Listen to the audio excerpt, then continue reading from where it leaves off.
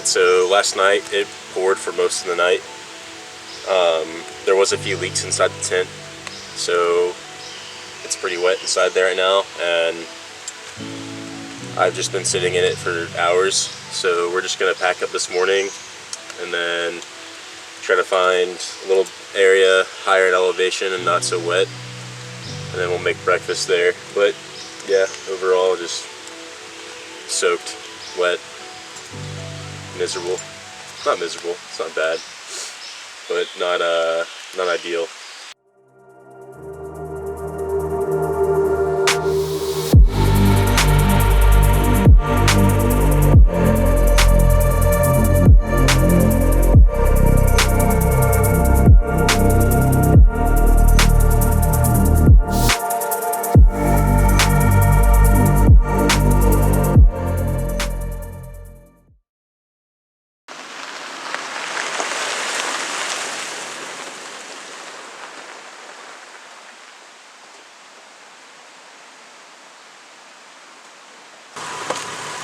Alright, so I figured this was bound to happen with all the rain happening, but this river or stream is definitely just over flooded right now, and it's all over this road. But I just want to make sure it's not too deep, so I'm going to get out the rain boots and then the waterproof overalls and just walk across and see how deep it is and see what we're messing with. So yeah.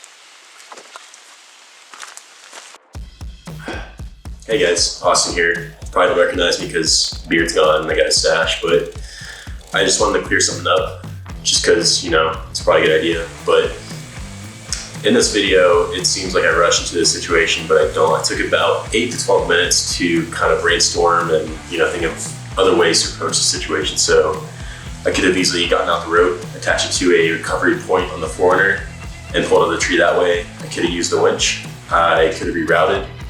But I did have the capability of chainsaw, and for the time that I was thinking, when I was brainstorming, that was the best option because there really wasn't any other routes to take.